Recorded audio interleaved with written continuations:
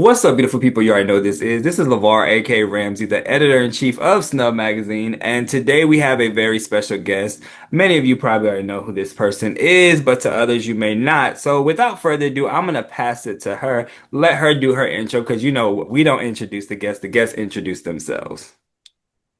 Well, since you got me working, I'm Kerri Paul. I am an entrepreneur. I am a mother of three, basically Irish triplets. I basically have triplets. A wife. I am a restaurant owner times three. And I am a newly again minted reality docu-series person. Definitely, definitely. Well, like I said before you, thank you so much for joining us today on the sit down here at Snubb Magazine. I greatly appreciate it. Like I tell my guests always, it's not an interview, it's a conversation. So let's jump right into the conversation. The journey of entrepreneurship is not easy. There's many highs and lows. Listen, I've seen it from some of the things that I do even to this day. You can have your high days where you're at the peak and you just like, thank you, God, for everything that you're giving me. And then there's some days like, where is this money coming from and who's gonna get it? So what is it like been for you on this entrepreneurship journey and how did it all begin for you? The journey has been great. I would say just recently it's gotten more bumpy because the economy, ever since, we've had some changes at the first of the year. I got you. And I think for a lot of entrepreneurs, a lot of business people, just all businesses are having a struggle bus right now. We're on the struggle bus. Right, Just having a hard time because people just in America are having a hard time right now. right. However, my journey, I've always had an entrepreneurial mind. I got it from my parents. You know how they say you get it from your mama. Right. Got it from my mom and my dad. They both had small businesses. So yeah, I owned a shoe store with my sister back in 2006 to 2008. So that was really my first foray into entrepreneurship. And then, you know how a lot of people share the same story as they were working in corporate America and either they got canned or they quit. With child, I got canned, baby. Listen, I'm talking about baby can of paint. Baby, douse it on me. But I was working for a friend of mine, and I know that he didn't want to have to do it, but he had to end the program that I was working on. And so, child, all six of my figures was gone, baby. Right. And so I had to pivot. Mm, And I came home and I remember telling my husband, I can no longer go and work for the man. And that has been my story. I can't do it, child. I am a strong feminist. I love me some women.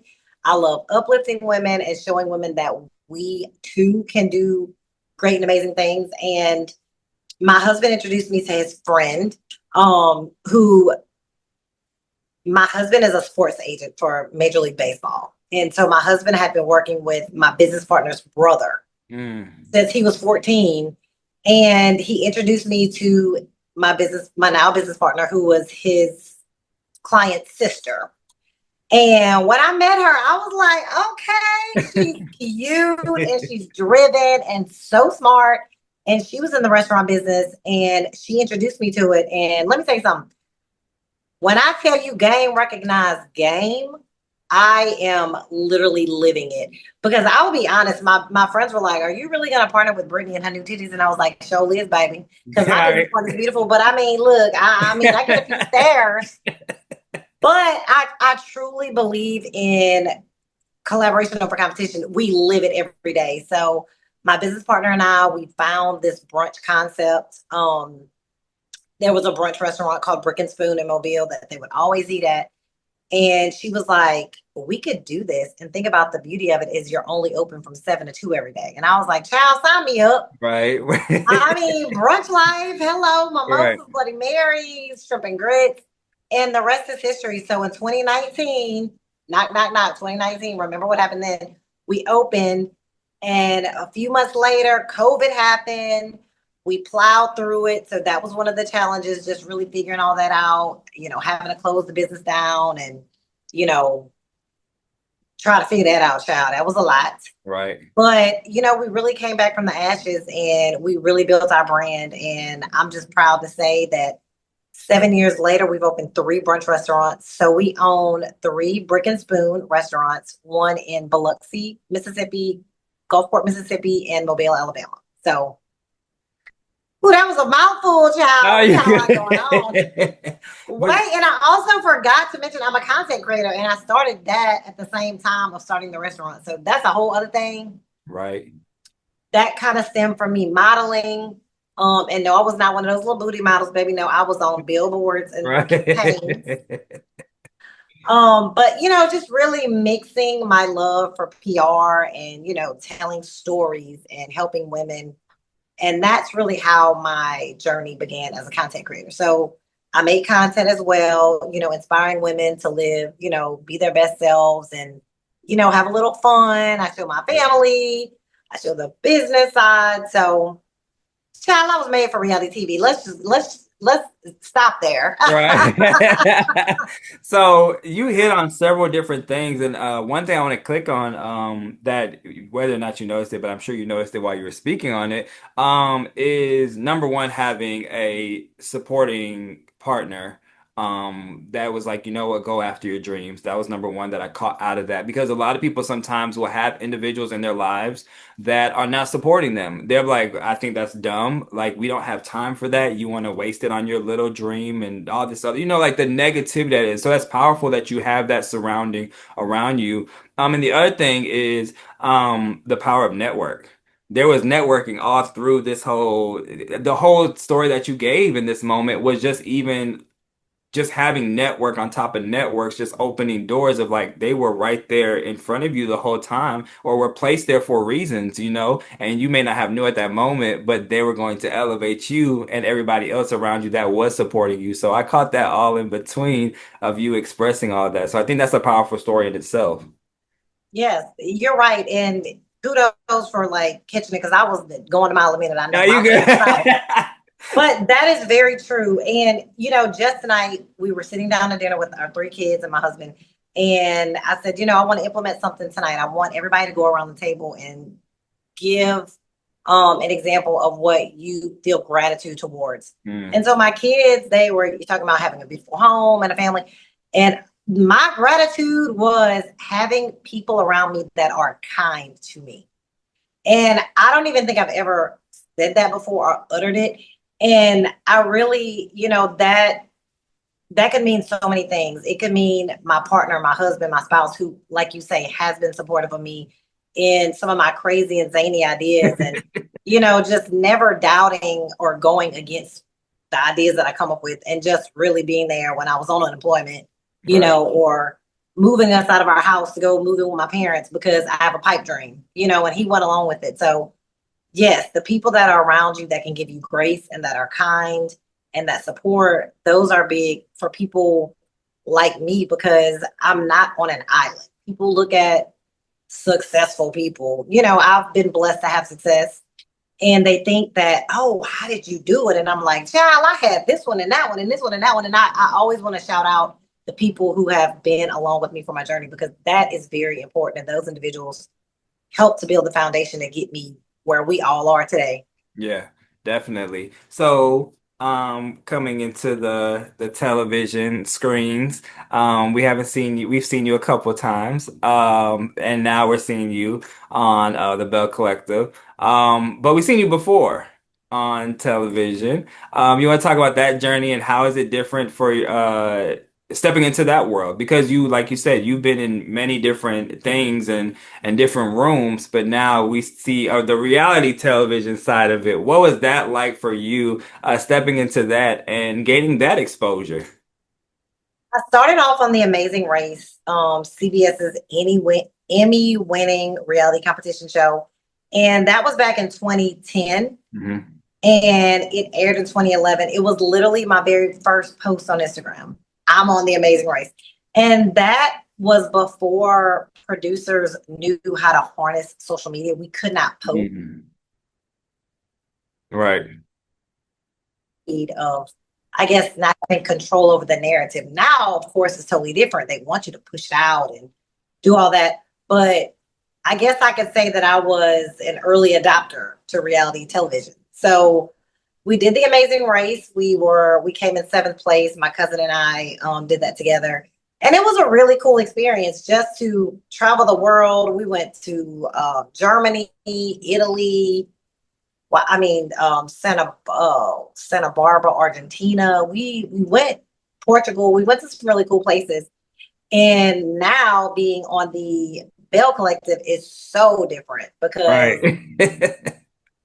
a reality show. Well, I guess they're both competition to a certain degree, but child, I ain't competing with nobody. Let that be Right. known. But you do have people that do look at it as a competition. But it's different when you're focused on winning. Right. And I think in the Belle Collective, you just really focus on winning at life and just trying to stay out of the mess. I think, like, oh my God, did I like this person's post? And my friend is mad because I like them. Like that Right. kind of stuff. Like, I don't live that life Right. with my hometown friends. Right. So it's just a little bit different, being in that reality.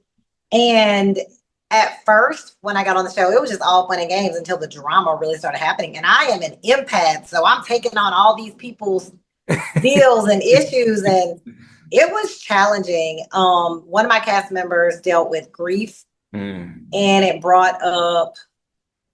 dug up a lot of feelings that I've had with grief in my family, and just some traumas of some really dark things that Right. we've been through. So I will say that I could appreciate that though for our show because we are talking about real things Right. and not just stupid stuff. Right. Who's looking at who. I mean, we got some little stupid stuff for sure, Right. but I feel like we're really discussing real family issues, and I love that about our show. Definitely. And I think sometimes that like people don't understand that because I work behind the scenes on some reality stuff too as well because there's like you hands in different things because that's just how I was raised to always just like you need to have multiple streams of income coming. You better figure this out. Child, you better have seven, baby. You better Right. have seven. If you want to stay afloat, you better do something. But even with reality TV, there's still those moments that you can tell is like, you know what, like these are hitting certain things that I've dealt with in life. And all the time people like to throw like, oh, they're faking, like this isn't real at this, and it's like, no, some things are actually like they're hitting it on point because they're like we're gonna get this out of it. And it takes a lot for it to be even brought up because you're basically being vulnerable at that moment. Oh, And child, vulnerability. Yeah. the I was band-aid is so off. vulnerable. My husband was like, babe, you're a really good actress. You can cry on cue. I was like, that was real. What do you mean? Because, they hype up your spouse. The producers hype them up to bring things to the surface. My spouse is not one, he will hold something in for a very long time. And then, like, I might drop a paperclip and he's like, ah! But Right. it's like, And that's why. right.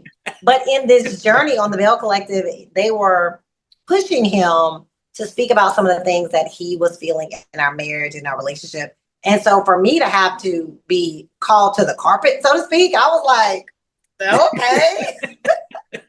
So that was different for me.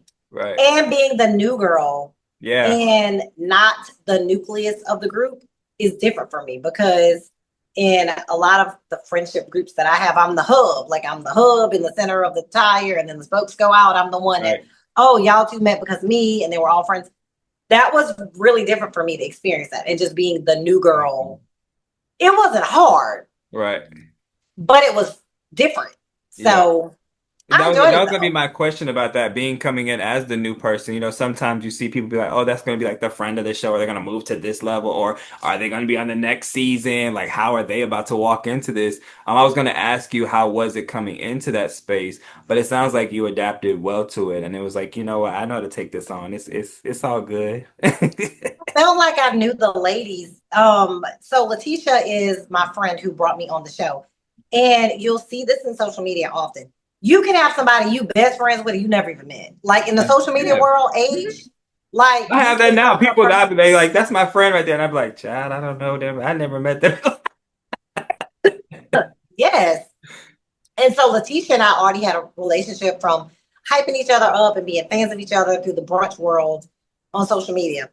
Um, Tambra, we have a lot of mutual friends. So I knew of Tambra from just being on the Mm, scene, being in Jackson. Mississippi is it's a medium-sized state. So right. the Belle Collective films in Jackson, which is 2.5 hours away from where I live.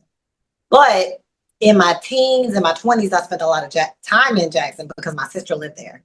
So I felt like I knew Jackson just as well as a lot of the other ladies. Right. Um, Selena, just really watching her on the show and then experiencing her in real life. She is just such a great spirit and beautiful heart. And then Latrice, of course, like, hello, other businesswoman. She's slanging in bundles and she got a Right. restaurant. I felt like I naturally, bonded with a lot of them. Now, Marie, that wasn't no natural bond. And you'll see it on the show, but I have a lot of love and respect for Marie. But Marie is, Marie's kind of like one of the, like I call her HR. Like Marie, quit trying to tell us how to run our businesses and give us Right. HR skills. But it's in love. Right. So, I like I said, I was not a friend of the show. I am a Belle, Right. and You I enjoyed come, it. like you said, you come in and you come in strong. I think a lot of people got to understand that too. Like it's how did you, let me put it this way, how did you keep your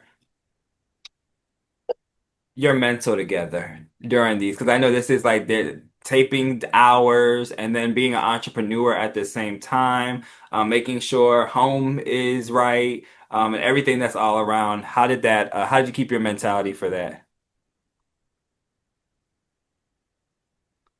Child, I can't say nothing too serious because let me just tell you, I got my child coming over to the You side good? talking about, and I'm like, what? And she's like, talk about me. All right. Child, okay, so how did I keep it real? Yeah, I had to come home to my three children, right. June, They keep you John, and humble. July. And they uplifted me and they kept me. Well, let me say this: they keep me humble because they'll Right, be quick to tell me, "Oh, mommy, your edges. What's up with that little piece of right. hair? Oh, why you wearing your hair like that? Where you going with all that makeup on?" So, I mean, with children like mine, you cannot get a swole head because baby, they're gonna bring you down real quick. Graduate. But how I dealt with it was really being quiet and still. And my hometown friends will tell you I was not talking to anybody while I was on the show. Like I would stop filming and traditionally if I'm gonna drive 2.5 hours, you're gonna call your friends and talk. Right. Child, I just had to be quiet. I couldn't talk. Like I was just like, I just needed quiet and peace because there were so many things overstimulated, Yeah. Yeah. so many things swirling around in my head and having to experience and I have so much going on in my home life, in my restaurants, and then taking on all these people's problems.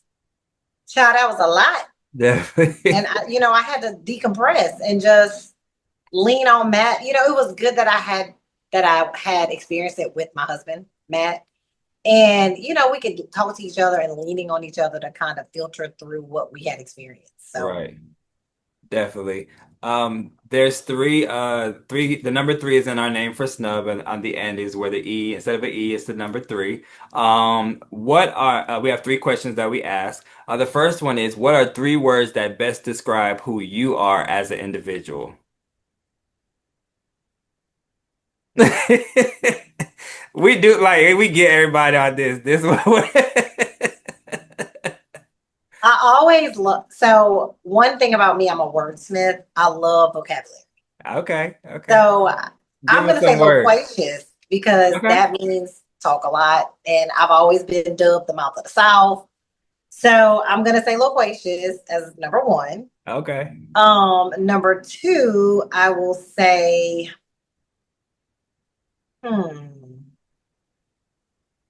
charismatic. okay, And for number three, I'll say magnetic because I feel okay. like I attract great things. I can go and tell my friends, "Oh, I'm having such a terrible time. I'm broke. My account's in despair. Blah blah blah." And they're like, "Child, one thing we know about you, you like a Figure it cat, out. girl. Yeah." And like that rings true with all of the people that I call and cry on their shoulder. So, I mean, I must be a bounce back type of chick. So I'm just gonna claim that. Definitely, definitely. All right, your second one is if you could be in anybody's shoe for one day, past or present, whose shoe would you put on and why? On the show, I said that I was channeling Whitley Gilbert. Oh, we did an And interview a while back. I can see. Yeah, I love Whitley. I I do saw her on too. a plane one time and I like stalked her until she like shared a Jeff is cab with me and hilarious.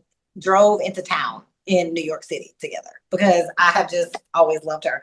But to be her character on a different world, I think that would be so cool. Just the whole her and Dwayne love. Really, I lived that in real life, if I'm being Right. honest. The Whitley and Dwayne love story. That- But I just always had a thing for Whitley, and I would be Whitley, child. right. I love it. Listen, that was the show back in the day. I did it actually. I did an interview with her a while back, and we've had a lot of conversations. So it would be perfect if that was ever to happen, where both y'all are sitting in one room. I think it would be hilarious just to see y'all two like talk to each other and like it would just be Yes, on point. yes. And the third question for it is whether or not you know it. I'm sure you do, but whether or not you know it, you are a role model. Um, a lot of people will look up to you. A lot of people see you on different levels. What do you say to those individuals, maybe like a young person that is looking at you and he's like, you know what? That's me. Like I see the reflection of who she is. How do I get to that level? I'm stagnant. What kind of inspiration can you give to those individuals? I would like to tell young people to take the time to figure it out what it is that you want to do in life. And by that, I mean, go and research, Mm, spend a little money on yourself to get to the next level. I'm a person that I don't believe in trial and error. I'm not that person. I am going to invest in myself. yeah. If there's an expert that can teach me how to skip 5, 6, 7 steps, I'm going to do it. And I feel like a lot of young people will just toil away at the same thing over and over when you can go and seek the resources that you need to Yeah. succeed. So, I mean that if you want to do photography, go and buy a nice camera. Ask another photographer to train you or go and volunteer to be their assistant so Yeah. you can learn or scrape up some money and say, hey, I want to pay you to give me your time. I can't stand to pick your brain. I cannot stand that. Yeah. Nobody has time for that. Like people, it's not to say that I don't have time for people, but when I get an extra moment, I want to go and watch a movie with my kids. Like they've been begging me to watch a movie for 5 days. Yeah. And sadly enough, I have not had the chance. And you better believe that after this interview's over, I'm going to watch my Facebook. We can go watch a show or whatever. Right. But it's like, I just want people to know, like, you have to invest in yourself and like take the time to get to the next level and don't just try to figure it out on your own. Yeah. Find the resources, spend the money on getting better and get better. Yeah. And I think a lot of times, like youth sometimes get so caught up in the fast social media life that they're like, oh, it's got to happen like this for me, or tomorrow it's going to happen like this. And they don't know the journey. So I definitely appreciate that. And is there any last words that you want to give to the audience, how they can find you, how they can reach you? Any last words you want to give to them on the show today? Number one, follow me on social media, the Kerri Paul, KerriPaul. And of course, watch me on Belle Collective. We air this fall, Friday, October 3rd on OWN. So, child, get your DVR set. If you got to watch it on YouTube, whatever. But y'all better watch it and hype me up. Child, jump in them comments because I'm going to need people defending me. On my little dirt, my little dust that I might have Right. sprinkled around. But yes, please tune in for the show and, support your local small businesses. So if you're in the Gulf Coast, Mississippi Gulf Coast, Alabama Gulf Coast area, please come and eat with us. Brick and Spoon, Gulfport and Biloxi, and Mobile. Trust me, you will not be disappointed. Definitely, definitely. Well, one, thank you so much for sitting with us today on the sit down. It was an honor and privilege to have you. Hopefully, let us know if you have anything else coming up. Let us know. We'd definitely love to support you, write about it, whatever we need to do to make sure that everybody gets the word out. So continue doing what you're doing again, and let us know whatever you have coming up. Thank you. Absolutely. You have a good one. All right. You too. All right. Bye bye. Bye.